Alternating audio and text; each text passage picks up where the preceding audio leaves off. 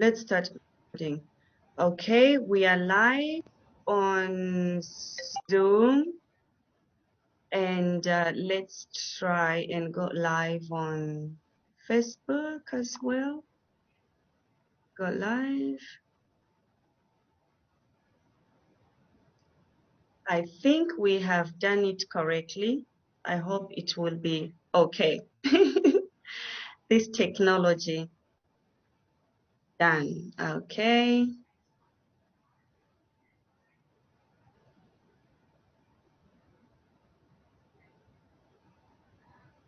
Okay. All right. Very warm welcome to another episode of Fauza's Diary. If you are looking for something little and yet inspiring, then you have stumbled upon the right show. That's the beauty about my diaries. They inspire us, they encourage us, but also they make us think and look, what are the needs in our communities and what can we do to be of service? Joining me today on this conversation, I am so happy. It's my actually ex-colleague. We haven't we haven't seen each other in a long time. So I'm just happy and glad that I am hosting her today on my diaries. Her name is Monicah Yator. She's joining me all the way from Nairobi, Kenya.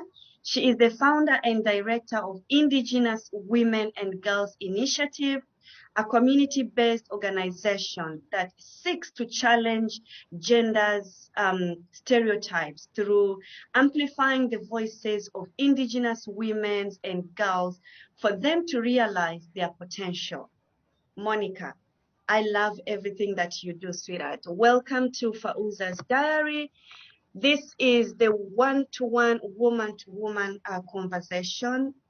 And the reason why I do this is because I want us to be the voice. I want us to, to bridge the gap. And that because we have the voice to do this, I am just happy that you have said yes to join me on this conversation. So welcome, Monicah. I am so happy that you're with me on this call. Please introduce yourself a little bit more to our viewers. Good morning, Fauza. It's 11 a.m. in Nairobi. Thank you so much for inviting me to Fauza's Diary, and I hope this conversation will uplift any other girl, any other woman in the village, because we are here because of them. So there are so many challenges, especially now with the pandemic, and we know we have the voice because we are the role models to these girls. So as you've said, I'm the director, Indigenous Women and Girls Initiative. It is a small community-based organization in Baringo. We are trying to do our best in a small or big way to challenge gender stereotypes, especially now that we have so many challenges facing young girls, especially the teenage. So out of this conversation, we hope there will be change and there will be some inequality, some quality talk within the society that will bring change to the girls and women in the society. Karibu sana. Asante. That is so wonderful because, it actually amazes me how much work that needs to be done that many people don't even realize. And it takes people who are courageous and who wants to, to break the barriers and stand firm and say, okay, these are the issues and what can I do to be of service to my community.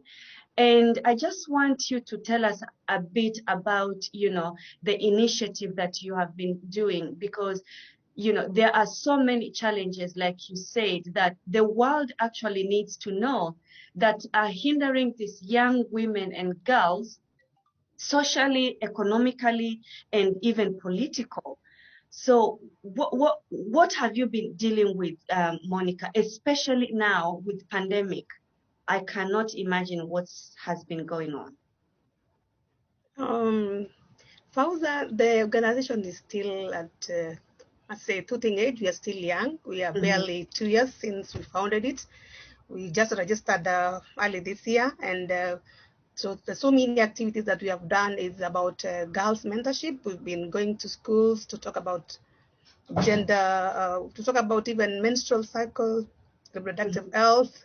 We have done a lot of women empowerment. We're building the capacity of women to food diversification. That is, instead of them over dependence their spouses, they can earn a living through kitchen gardening. That is, we are introducing organic farming, because in most of these Wow. areas, yeah, it is more of a semi-arid, and most of our communities, our women are pastoralists. So we are trying to bring new the dimension of crop diversification. They can now keep poultry, they can add value to honey production, they can have livestock. So you see women are adding value to what they've been doing. I mean, we Right. are challenging now the so-called, the common thing that we've been doing to introduce a lot of diversification so that these women can earn a living, and also to bring in gender inclusion. Women can have a voice. You see, an empowered woman can say no to so many issues in the society. If an Absolutely. empowered woman, yeah, because we are challenging now the issues of GBVs, gender-based violences, because these women are 100% depending on their spouses. And once you are 100% depending on this spouse, they tend to abuse you. So if they can earn a living, they have power to say no to so many inequalities in the society. So That that is what we've been doing, and we want to expand more now after COVID. That is amazing, Monica. I mean, what a better way to empower a woman, especially, to stand on their own. And when we talk, the thing that many people don't actually quite realize here, Monica, and I want us to have actually this conversation together, is that when you stand, trying to eradicate the issues that they are happening in our communities, many people think that you are being a feminist. No, Sure. that's not being a feminist. That's you just honoring the issues that they're happening, and doing your part, to to to to solve the problems. And if you can be the one standing and bridging the gap, why not? And I want us to talk about how the culture in our country has impacted, or even better, has made these issues even become what they are in our communities. What do you have to say about that? Gender is, I think, it's another COVID on its own, because we are coming from a society where we still have culture within us, and the same culture is influencing inequality in the society. So if we are socialized to know that we cannot speak in front of men, or we cannot stand and speak in front of men, that means we are already socialized to know that we are lesser gender. So, and Yes. that thing, and that is why when we are doing our mentorship projects, we talk to girls to have power. We talk to girls to speak out, because if they don't speak out, who will address the issues? Right. They'll be facing a lot of inequality in the society, and Mm-hmm. because they cannot speak out, and the same thing, culture is coming in. So Mm-hmm. we socialize girls to know that they belong to certain gender roles, like cooking, firewood. You see, why Yeah. don't we challenge this gender stereotype, so that our girls will grow up knowing that they can make cars, they can be pilots, they can. They So can when we be. start, yeah, Yes. so we start challenging the gender stereotypes from the word go, when they're still young. Mm-hmm. We are Mm-hmm. not meant to be in the kitchen. We can be leaders. Absolutely. Can, yeah. So we need to talk about gender issues at younger age, so that when the girls grow up, they grow up having power to Mm-hmm. say no and to challenge some of this culture that we are facing now. Mm-hmm. Yeah, I think that's a very important point, Monica. And I think the issue here comes, it's we women, where we come from, because we are here talking about where our culture, where we come from. But I think this is very diverse, because it's not only where we come from, between me and you, but it's these are things that are happening actually even global. And we are not putting aside or hammering the men in our community, because we need the men, because biblical, the man is the head, and we are the neck. We are created, to be also their helpers, but God did not create a woman, to be just a sex tool, or just to fulfill the needs of the man, because I don't think, if you go back to Genesis, that is not what God had intended for the creation. And I want us to talk about the lack of policies, because I remember in 2019 when I was back in Kenya, I had some talks, and some of the communities actually, there is a lot of lack of policies that they haven't been put in place. How have you been dealing with this? Looking at, you are also such a voice, not only in the community, but also you are sitting in different boards in some of the organizations in Kenya for women empowerment. We have very serious policy like the Anti-FGM Act. Mm-hmm. We have the Children's Act. But we have those acts in papers because currently we have an anti-FGM board. Mm-hmm. I've seen them do some community empowerment work in those pastoral counties. But then again, how many of these women and girls are aware about these policies? No one is aware about it. So apart from Kajiado County, they have an anti-FGM policy, Mm-hmm. of which the young girls are growing now, knowing that they have a right, and there's a policy that is protecting them. What Right. about other counties where women don't even know about their rights? In my village now, they're circumcising older women because No way. the FGM now is changing, it's dynamic. Now, In if you pass, 2021. if you pass the age of maybe 0 to 13 years before Mm-hmm. you get, when you sneaked out and you miss the cut, now Mm-hmm. when you give birth to a boy, your boy will not be circumcised unless you're circumcised. What? So now, yes, the harmful practices is dynamic now.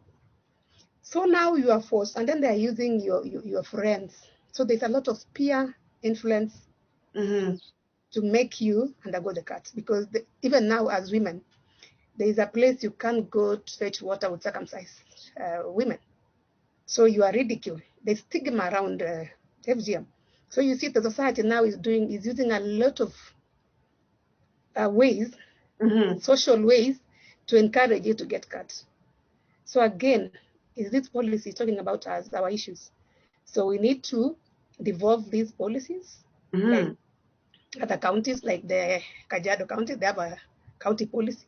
We need policies in these counties so that, and also a lot of education about this policy. We need to speak about our rights. We have a right. And are our kids, our children, our boys, our girls aware about these rights? Also, I like the way, we have now a big Twitter group called Men Against FGM, and I like it. Men are now taking charge to protect women.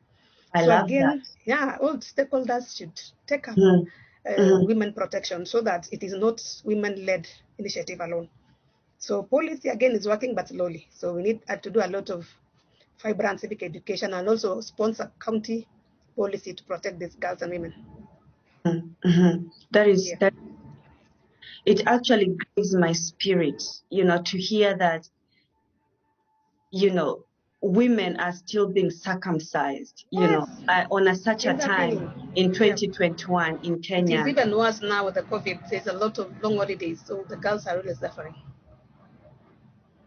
Who is the person that needs to make sure that these things have been taken care of?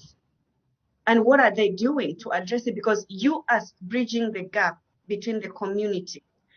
But you can't do this on your own. You need someone else, who can come in and say, okay, this is not okay.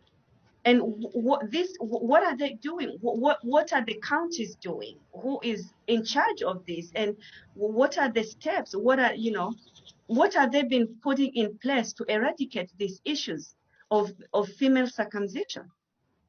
Okay, apart from us doing a lot of civic education and even informing and even doing our community forums and talking to women and girls, it makes some sense. And also, unless we walk the talkers, all stakeholders, government officials, ministry, the county and national government, we need to have funding to support and to even challenge these gender stereotypes. But now, if we have a national government that is not supporting a county government, it's a challenge because the person who is suffering more is that woman who is in the village. Where will they run to? Okay, we have the area chiefs, but they will be overwhelmed. Most of the area chiefs are men. We need more women to protect women. And you see, if you have one area chief who is assistant chief in the whole of, like 2 assistant chief in the whole of consistency, who will support the girls and the women? Okay, in some areas like Tiati, it is far. You have to drive like 300 kilometers to access even police station. So if you don't have rescue centers, where will these women go? Yeah, there is okay. And in this, yes, and in this community setup, we don't have boarding schools. Those who can access boarding schools are the rich kids. Yeah. What happens to that poor mother who cannot afford school fees? Yeah.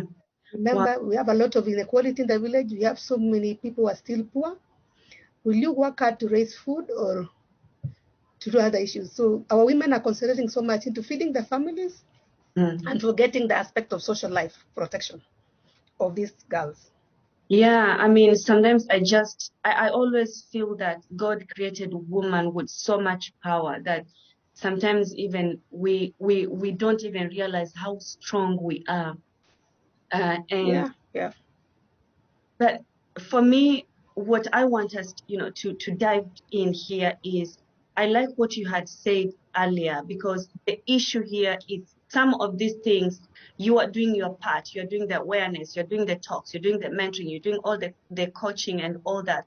But this is an issue that it's beyond sometimes, and you need the government officials to chip in, and do their part. And, I love that you are doing your part, to create awareness and to make sure that, things are running in the rural areas. And what I want us to talk about is, do you feel there will be a change? Absolutely, yes, because so far that girls and women are aware about their rights. So if we have more of them knowing their rights and mentoring others, to me, there's change, because I come from a family or a setup where there's a lot of FGM cases, but my mother protected us, so we didn't undergo those FGM things. So I mean, if you have a mother, and we need to build girls-mothers relationship so that these mothers will step in to protect their girls. So if these women know their rights, they will protect the girls' rights. So again, we need to do a lot of girls' power, women power, to bring in these women and tell them that they have a right and they have a reason to protect the rest of the girls. So to me, there's a chance and there's an opportunity, a big one, as long as we educate these women about their rights and also first build their capacity to feed their families so that they have the power to say no. Wow. But unless they're still depending on their spouses, the poverty is still creeping on them, they will not do that. Of course, they don't have power to say no. You see, if they have power, then there's the reduction of gender-based violence, because they fear if these women can provide for their families, they'll learn respect from the society. Yeah. So again, there's a lot of dynamics about it, and we have to build their power to say no. That is socially, economically, and also bring in issue of women relationship with girls, giving their girls a chance to go back to school, realize their potentials. Absolutely, absolutely. I mean, if you educate one girl or if you empower one girl, you're not just empowering that girl, you're empowering an entire community. And I just hope that, Sure. I mean, I get shocked in 2021 that we are still talking about these things, but I just love the fact that you and I are standing up on the gap, and using our voice, and using our standing and just saying, okay, enough is enough. This is what's happening. What can we do? Now, let's go back to you had said earlier on that you have started projects that they going to enable the women and the girls to be financial independent. How do you feel, or how do you think that can be sustainable? Is the government gonna chip in into this, or how do you envision this being a sustainable project for the women? At the moment, it is more of women-led, and we use a lot of women groups.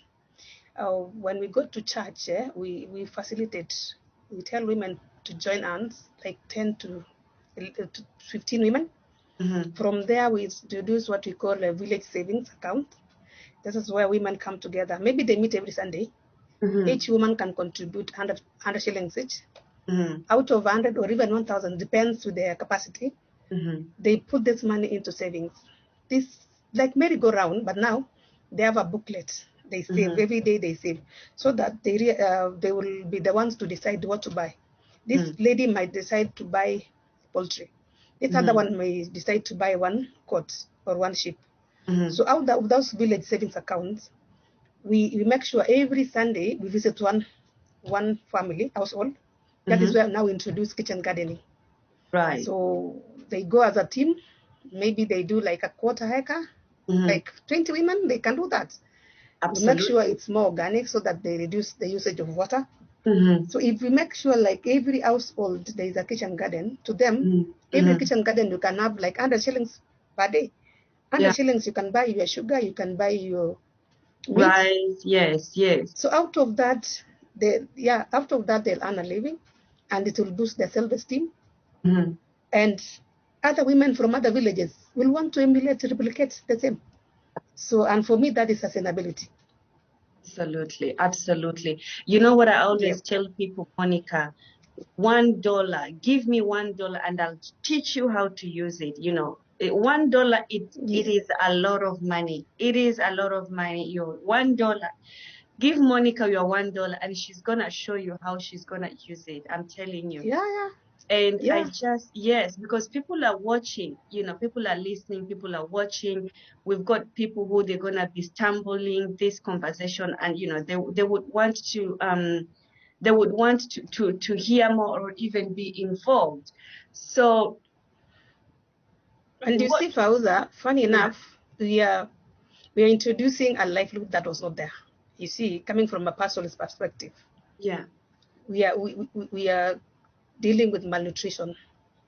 We are dealing with a lot of societal nutrition in the community. So if these women will have bananas, will have vegetables, they will have poultry, they will have, you see.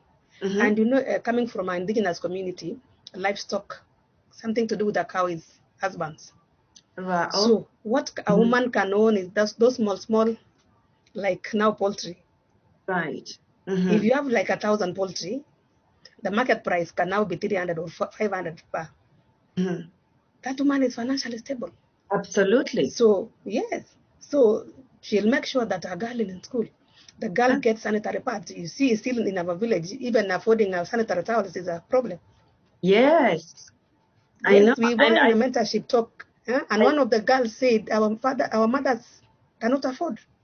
Yes, and shillings. I tell buy people, meat or buy pad. $1. I tell people these things, and sometimes it sounds so real, but these are real issues that we are dealing with in our communities, locally, in our countries, and international, even globally. Monicah, with COVID right now, right? Before we went on, you had said that COVID has contributed so much in early teenage pregnancies. It is, yes. Talk to me about that.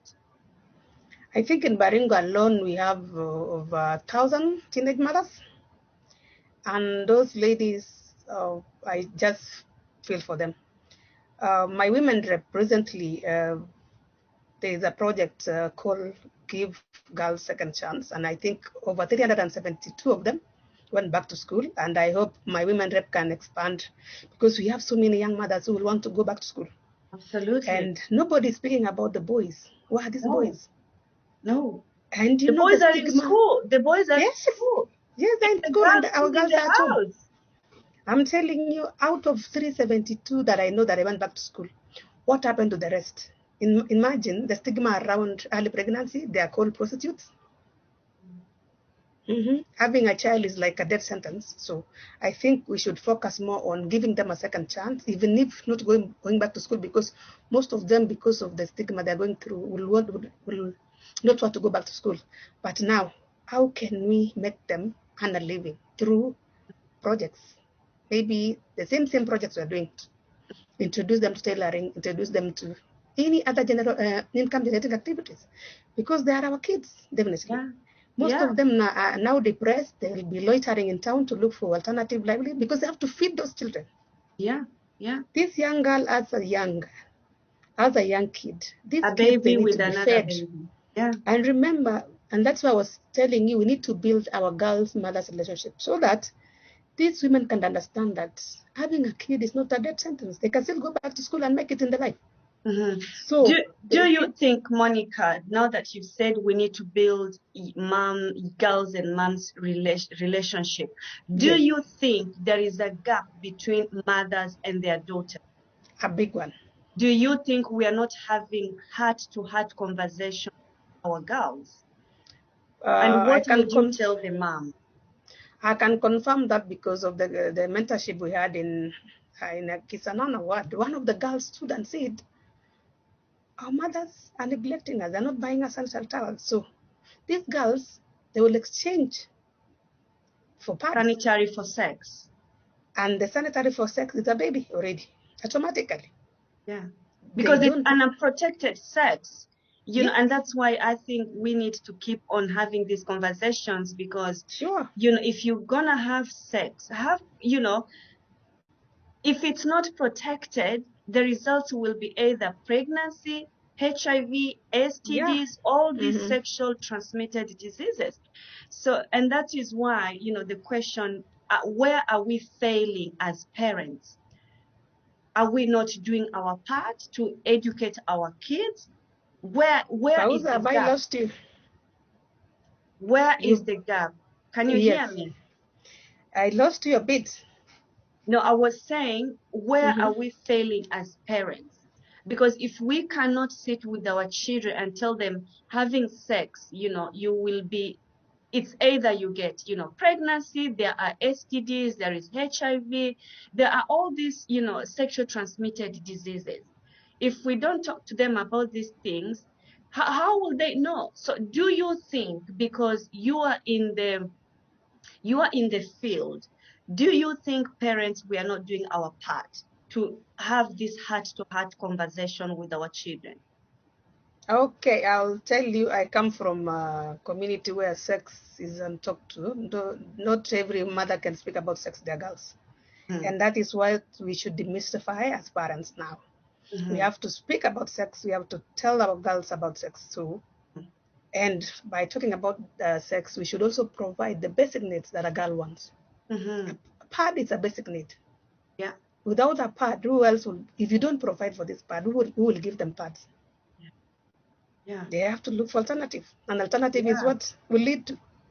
Yeah. Yeah. So I really don't blame them, but if it is possible to me, they need to have a second chance. We should have a Fauza, and that is my hope in the future that I'll have a center in Marigat. I need to introduce income generating activities to these young girls, especially even teaching them basic survival skills like tailoring, Mm-hmm. bread Mm-hmm. making, Mm-hmm. something for them to earn a living. Because having over 1,000 teenage mothers, to me, it's a waste.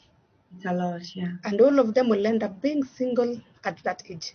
Because what do you expect them? Who will marry them anyway? Yeah. Yeah. They'll be single. Yeah.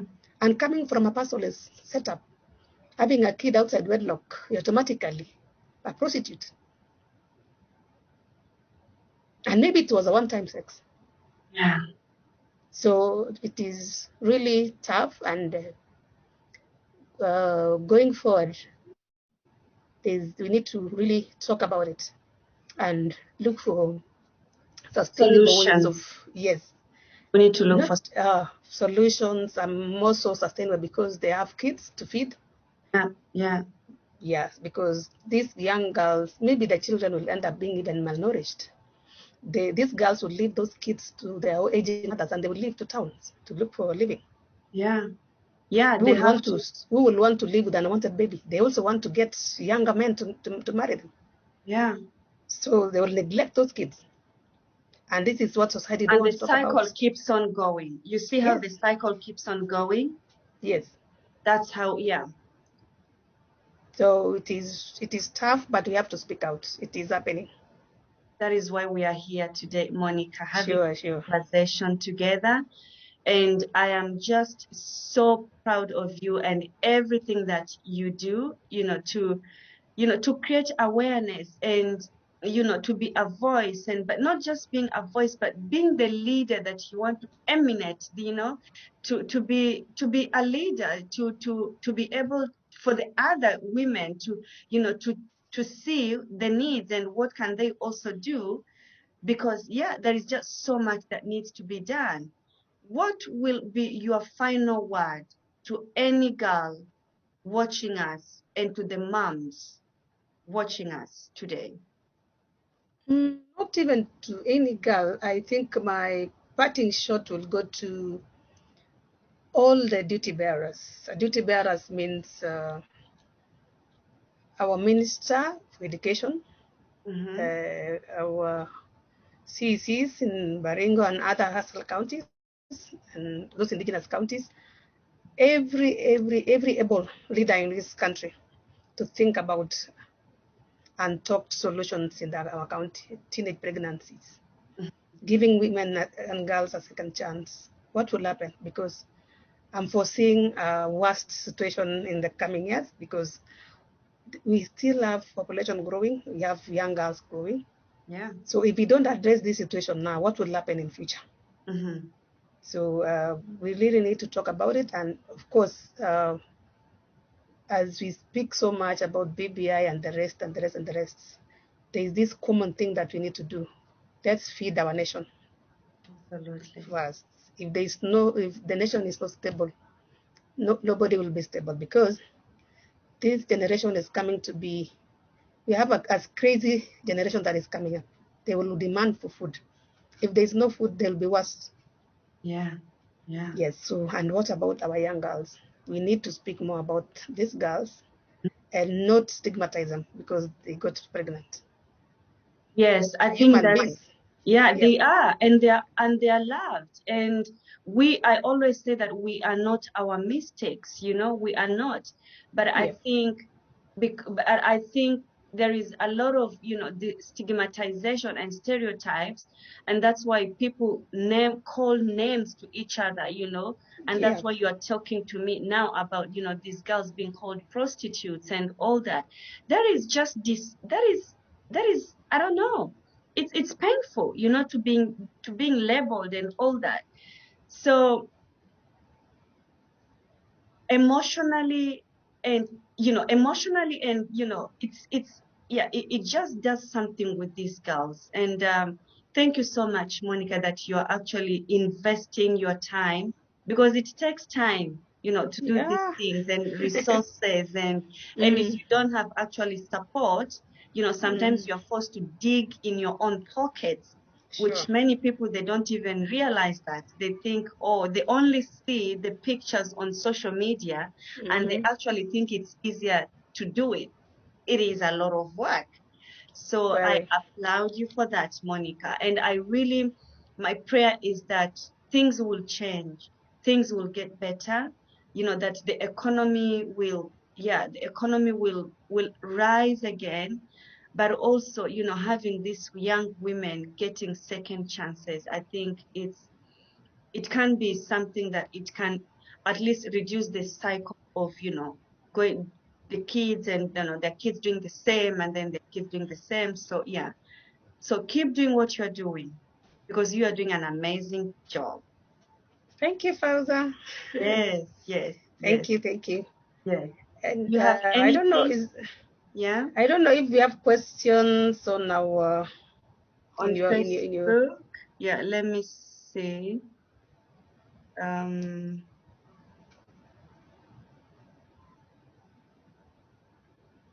okay, I don't,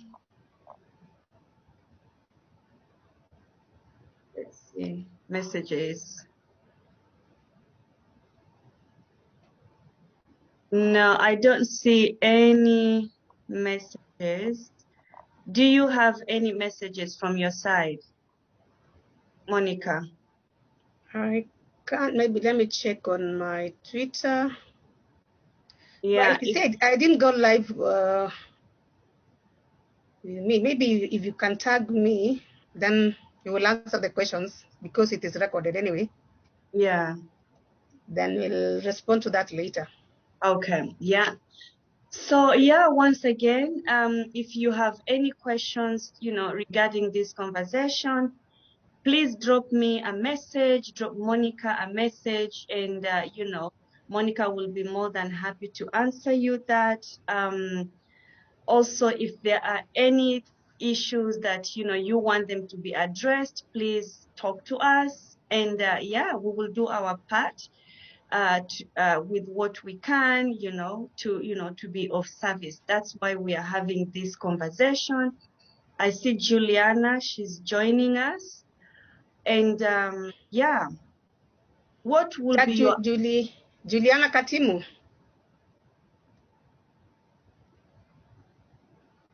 Yes, Monicah. Hi, how are you? I'm good, sister. Karibu. Thank you. Juliana? Thank you, thank you. We were about to wrap up. So do you have any questions about the issues that the women and girls are facing in our communities to Monicah?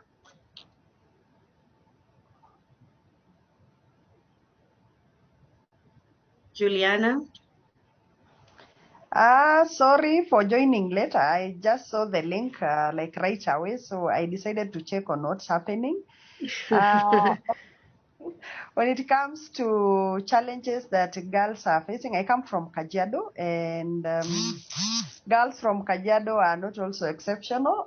They face a lot of challenges, especially during this COVID era, where girls they spend most of their time at home.